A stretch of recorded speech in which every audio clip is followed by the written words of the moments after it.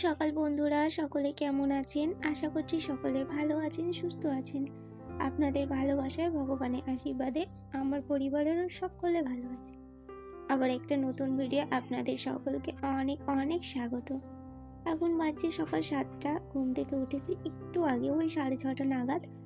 তো ছেলেও উঠে গিয়েছে, আমি উঠেছি যেহেতু। তো ওকে না সকালবেলা ব্রাশ করাতে অনেকটা টাইম লেগে যায়, সেজন্য আজকে ওকে ব্রাশ করাতে ওর ঠাম্মির সাথে পাঠিয়েছি। মাকে বললাম, মা তুমি ওকে নিয়ে ব্রাশটা করাও, আমি ততক্ষণ ওপরটা ততক্ষণে গুছিয়ে নিই, একটা কাজে গিয়ে থাকবে। আর ওকে নিয়ে না অনেকটা টাইম লেগে যায় ব্রাশ করাতে, প্রায় আধা ঘন্টা পেরিয়ে দেয়। অনেক বাচ্চা ব্রাশ করার জন্য কাঁদে, আবার আমার বাচ্চা ব্রাশ না করার জন্য কান্না করে। তো কিছু করার নেই, সব বাচ্চা তো সমান নয়, কিন্তু ব্রাশটা করানো জরুরি। দাঁত পরিষ্কার থাকবে, নইলে মুখ থেকে একটা বাজে স্মেল লাগবে। তো সেই জন্য ব্রাশটাও করাই। টাইম লাগুক, অনেকটা টাইম নিয়ে হলেও করানোর চেষ্টা করি। তো বিছানাটা গুছিয়ে এই যে নিচটা ঝাড় তো দিয়ে দিয়েছি, আজকে আর নাতা দেবো না, কালকে দিয়েছিলাম। এখন শীতের জন্য একদিন ছাড়া ছাড়াই দিচ্ছি। আর গরম পড়লে প্রত্যেক দিনই দেবো। প্রতিদিন দিয়ে থাকি গরমকালে, কারণ গরমকালে রোদ্দুরের তাপটা বেশি থাকে, তো ঘরটা শুকিয়ে যায়, ধুলো ধুলো ভাব হয়ে যায়। আর শীতকালে না অতটা ধুলো ধুলো ভাব হয় না, সেই জন্য একদিন পর পর নাতাটা দিয়ে দিই। তো নিচে এসে আমি ফ্রেশ হয়ে এখানে চা বানিয়ে নিলাম, সকলকে চা দিয়ে দিয়েছি, আর আমার জন্য একটু নিয়ে নিলাম। চাটা খেয়ে এই যে ছেলেকে এখন খাওয়াতে লেগেছি, এক্ষুনি মাত্র ওর ব্রাশ করা কমপ্লিট হলো। বললাম না, প্রায় আধা ঘন্টা লেগে যায় ওকে ব্রাশ করাতে। তো মায়ের কাজটা সকাল সকাল হয়ে যায়, মা নিজের কাজগুলো করে নেয়, নিচে নাতে দেওয়া ঝাড় দেওয়াটা, নিজের কাজটা মাই করে নেয়। তো সেই জন্য ওপরে কাজটা আমি করে নিই, কারণ দুজন দুদিকে করলে একটু সুবিধা হয়, তাড়াতাড়ি হয়েও যায়। তো ছেলেকে খাইয়ে দিয়ে এই যে এখানে এখন মুড়ি খাওয়ার জন্য টিফিন বানাবো। কালকে এই যে এইটা মশলাদানিটা ধুয়ে দেওয়া হয়েছিল, একদিন পর পরই বলতে গেলে মশলাদানিটা আমাদেরকে ধুয়ে দিতে হয়, কারণ ওই যে আমার দুষ্টুটার জন্য প্রত্যেক দিনই বলতে গেলে না উল্টিয়ে দেয়। আর উল্টিয়ে দিলে সব মশলাগুলো একসাথে হয়ে যায়, সেই একসাথে মশলা কি আর রান্না করা যায় বলুন তো? তো সেই জন্য কি হয়, ওটাকে আবার একদিন পর পরই বলতে গেলে ধুয়ে দিতে হয়, মশলাগুলোও নষ্ট হয়, কিছু করার নেই। ছোটো বাচ্চা যাদের বাড়িতে আসে জানেনই তো কত কী নষ্ট হবে, বাচ্চাদের দুষ্টুমি কী করবে, ও তো না জেনেই করছে, ও তো আর জেনে করছে না। ও যদি জানতো এটা নষ্ট হচ্ছে তাহলে কি আর করতো? জানলে আর করবে না। তো আপনাদের সাথে কথা বলতে বলতে এখানে আমি একটু আলু চচ্চড়ি বানিয়ে নিলাম সিম্পলভাবে, 5 ফোড়ন ফোড়ন দিয়ে, কাঁচা পেঁয়াজ, টমেটো কুচি, লঙ্কার কুচি, ওর সঙ্গে আলু কুচি দিয়ে একদম একটুখানি হলুদ লবণ দিয়ে নেড়ে চেড়ে জল ঢেলে করে নিলাম। এই আলু চচ্চড়িটা কিন্তু খেতে বেশ ভালো লাগে। কালকে লুচি রয়েছে, পায়েসও রয়েছে, সেই জন্য একটু সিম্পলভাবেই করে নিলাম। ওইগুলো দিয়েই খাওয়া হয়ে যাবে, যে মুড়ি খাবে খাবে, যে লুচি খাবে খাবে। লুচি যদিও বা বেশি নেই, কারণ সকালবেলা সবাই খেয়েছে, আমি খুব সকালে খাইনি, কারণ আমার অ্যাসিডিটির প্রবলেম আছে। তো ঘরটা পরিষ্কার করে নিলাম, ঝাড় দিয়ে দিলাম একবার, সকালে মা একবার ঝাড় দিয়েছে, তবুও নাতা দেওয়ার পর আরও একবার ঝাড় দিতে হয়, যদিও মাটির ঘর তো সেই জন্য অনেকবার ঝাড় দিতে হয়। তো এইখানে ছেলেকেও একটু খাইয়ে দেবো পায়েস, আর আমি ওই যে দুটো লুচি নিয়েছি আর একটুখানি আলুর তরকারি আমিও খেয়ে নিলাম, সবাইকে খেতেও দিয়ে দিয়েছিলাম। তার ফাঁকে আমার স্নানটাও হয়ে গেছে, সবজিটা কেটে রেখে দিয়েছি এর ফাঁকে আমি।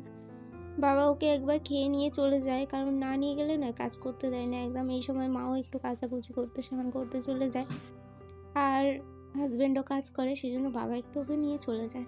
সেই ভাগে আমি আনাজগুলো কেটে স্নানটাও সেরে নিয়েছিলাম। তারপরে চা করে সবাইকে চা দিয়ে আমিও একটু চা খেয়ে নিলাম। আজকে করবো 5 বিকেলি সবজির একটা তরকারি, ভাতও বসিয়ে দিয়েছি, সবজির তরকারিটাও বসিয়ে দিলাম। আর এখানে অঙ্গনারী থেকে যে চাল দিয়েছে, ডাল, তার সাথে ছাতু, দুটো ডিম আর দুটো মিষ্টিও দিয়েছিল। আসলে যিনি অঙ্গনারী ম্যাডাম, ওনার হচ্ছে মা মারা গেছিলেন, সেই জন্য কদিন বন্ধ ছিল, সেই জন্য এই যে কাঁচা মালগুলো হিসাব করে দিয়ে দিয়েছে। আর ডিমগুলো কদিন আগে দিয়েছিল, আর মিষ্টিটা ওনার মা মারা গেছিলো সেই জন্য দিয়েছে। এদিকে আমার সবজির তরকারিটাও হয়ে গেছে। এই সবজির মধ্যে আমি দিয়েছিলাম পুঁইয়ের শাক দিয়েছিলাম, তার মধ্যে কফি ডাঁটা ছিল, শিম ছিল, গাজর, আলু, বেগুন ছিল, আর তার মধ্যে বাঁধাকপি ছিল, একটু বড়ি টড়ি দিয়ে এগুলো দিয়ে করেছি। তরকারিটা খেতে কিন্তু বেশ ভালোই লাগে, তো সেই জন্য একটু করলাম, অল্প অল্প ডাঁটা দিয়েছি, বেশি দিই না, সবজিটা একটু বেশি দিয়েছি, কারণ ডাঁটা কেউ বেশি সেরকম পছন্দ করে না, সেই জন্য। টকটা ওইদিকে বসিয়ে দিয়েছি। তারপরে বাবা আর ছেলে মিলে নিয়ে আসলো মাছ, গিয়েছিল চুল কাটতে বাজারে, তো চুল কেটে চলে এসছে মাছ। এখন বাজছে 12:30। তো রান্না আমার প্রায় শেষের পথে, দেখলেন আপনারা। তো মাছ নিয়ে এসে মাছটা তো করতেই হবে। ফ্রিজ থাকলেও নয় রেখে দেওয়া যেত, ফ্রিজ যেহেতু নেই এখনই কেটে বেছে নিলাম। তো ধুয়ে নিয়ে এসে এই যে আমি এখন ভেজে নেব। আজকে আর মানে ঝাল টাল কিছু করব না, ঝাল ঝোল, কারণ সব তো রান্না করে নিয়েছি। তো এখন ওই যে ভেজে নেব, ভেজে নিয়েই আজকে খাওয়া হবে, কালকে কিছুটা খাওয়া হবে। আর এই যে ধনে পাতাটা মাকে দিতে ভুলেই গিয়েছি, মানে কেটে রেখেছিলাম, কিন্তু এদিকে চাপা দেওয়া ছিল, মাও দেখেনি। আর আমারও বলতে মনে ছিল না, নইলে যখন মশলা বাটছিল তখনই বাটা হয়ে যেত। আমি এদিকে মাছটা বসিয়ে দিয়ে আর ওইদিকে বাটতে শুরু করেছিলাম, তারপরে মা চলে আসলো। মা বললো তুমি ওইদিকে দেখো, আমি এদিকে বেটে নিচ্ছি। আজকে রান্না হয়েছে টক, ধনে পাতার চাটনি, আর তার সাথে কালকে তেঁতুল মাছ ছিল, একটু গরম করেছি। এই যে সব রকম সবজির একটা তরকারি, আর মাছটা ভেজেই রেখেছি, এটা দিয়েই খাওয়া হবে। তো অনেকটা টাইম পেরিয়ে গেছে, এখন প্রায় সন্ধ্যা হয়ে গেল। আর হাজব্যান্ড নেই, ও গিয়েছে কাপড় দিতে। আর বাবু এখন নিচে আছে, খেলা করছে। তো সেই সুযোগে অনেকগুলো জামা কাপড় হয়েছিল, অনেকগুলোই জামা কাপড় আজকে কাচা হয়েছিল। তো ওইগুলোই আমি এখন গুছিয়ে রেখে দিচ্ছি। আর শীতটাও অনেকটা কমে গিয়েছে, তো সেই জন্য ভাবছি সোয়েটারগুলো আর তুলে দেবো, যেহেতু কেচেছি তুলেই দেবো, কারণ ওগুলো আর লাগবে না। অতটাও ঠান্ডা নেই, একটা চাদরের মধ্যেই কেটে যাচ্ছে। কখনো কখনো তো আবার চাদরও নিতে হচ্ছে না। তো বললাম হাজব্যান্ড গিয়েছিল কাপড় দিতে, তো ও আসার সময় এই যে ফুচকা নিয়ে এসে হাজির হয়েছে। আমি ওকে বলেছিলাম আজকে আর কিছু নিয়ে আসিও না, কারণ নিয়ে আসলে আমরাও খাবো, তার সাথে বাবুও খাবে। আর ও সকাল থেকে উল্টো পাল্টে একটু খেয়েছে, আর ওর একটু গ্যাসও হয়েছিল, সেই জন্য বারণ করেছিলাম। কিন্তু না, ওর বাবা গিয়েছে যেহেতু কিছু তো কিছু না নিয়ে আসবেই। আলুটা আমারই ঝাল লাগছে, কি করে ও খাচ্ছে আমি জানি না। তো আমি কিন্তু ফুচকা আগে খুবই খেতাম, কিন্তু এখন খুব একটা ফুচকা খাই না। সত্যি কথা বলতে এখানে ফুচকা আমাকে একদম অতটাও ভালো লাগে না। আমাদের ওই দিককার ফুচকাগুলো নয়, খেতে খুব টেস্টি হয়, জানি না জলের মধ্যে কী দেয় কিংবা মশলাটা কী দেয়, কিন্তু এইখানের ফুচকাটা অতটা ভালো হয়নি। কিন্তু আজকের ফুচকাটা মোটামুটি ভালো লাগলো, আসলে হয়তো অনেক দিন পর খেয়েছি বলে। অনেক দিন পর খেয়েছি, বাবার বাড়ি ছিলাম তখন ওখানে খেয়েছিলাম, তারপরে এখানে খেয়েছি। তো এখন আজকে আমি করব হচ্ছে তড়কা। তো সেই জন্য তড়কার কড়াইটা প্রেশার কুকারে দিয়ে ওর মধ্যে আদা কুচি, রসুন কুচি, পেঁয়াজ কুচি, তার সঙ্গে টমেটো কুচি কাঁচা একটু দিয়ে দিলাম, আর তার সাথে একটু লবণ দিয়ে আটকে দিলাম। তারপর 5-7টা সিটি পড়লে নামিয়ে নেব, কারণ ওই কলাইগুলো সেদ্ধ হতে একটু দেরি হবে। আর ওইদিকে কলাই সেদ্ধটা বসিয়েছি, এইদিকে আমি 2টো ডিম একটু ভেজে নিচ্ছি ঝুড়ি ঝুড়ি করে। তো এই ডিমটা তড়কার মধ্যে দেওয়া হবে। তো ডিমটা ভেজে তুলে নিয়ে তেলের মধ্যে জিরে দিলাম, তারপর পেঁয়াজ কুচি, লঙ্কা কুচি দিয়ে একটু ভেজে নিয়ে তারপর আদা বাটা, রসুন বাটা দিয়ে আবারও একটুখানি ভালো করে ভেজে নিয়ে ওর মধ্যে টমেটো কুচি আর একটুখানি লবণ দিয়ে আবারও একটু ভালো করে ভেজে নিচ্ছি। তারপরে মশলা দিয়েছি জিরে গুঁড়ো, ধনে গুঁড়ো, কাশ্মীরি লঙ্কার গুঁড়ো, হলুদ গুঁড়ো দিয়ে ওটাকে জলে গুলে দিয়েছি। আমি মশলা সাধারণত জলে গুলেই দিই, যাতে না মশলাটা পুড়ে যায়। তো মশলাটা ভালো করে কষানো হয়ে যেতে কলাইগুলো দিয়ে দিলাম, কলাইগুলো ভালো মতো সেদ্ধ হয়ে গিয়েছিল, তড়কার জন্য যতটুকু প্রয়োজন সেই রকমই সেদ্ধ হয়েছিল।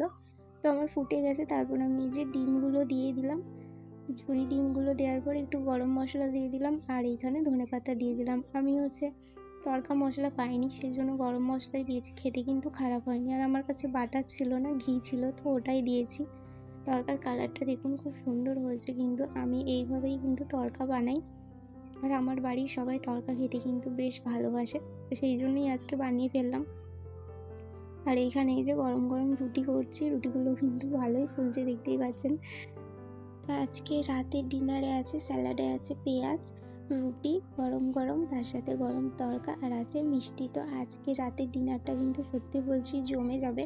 আর আমি একটা রুটি নিয়েছি, কারণ এরপর আমি একটু ভাত খাই, নইলে আমার অ্যাসিডিটির সমস্যা আছে, তো খেয়ে সহ্য হয় না। লুচি পরোটা খেলেও আমি একটুখানি ভাত খাই, মানে 1 চামচ হলেও ভাত নিই।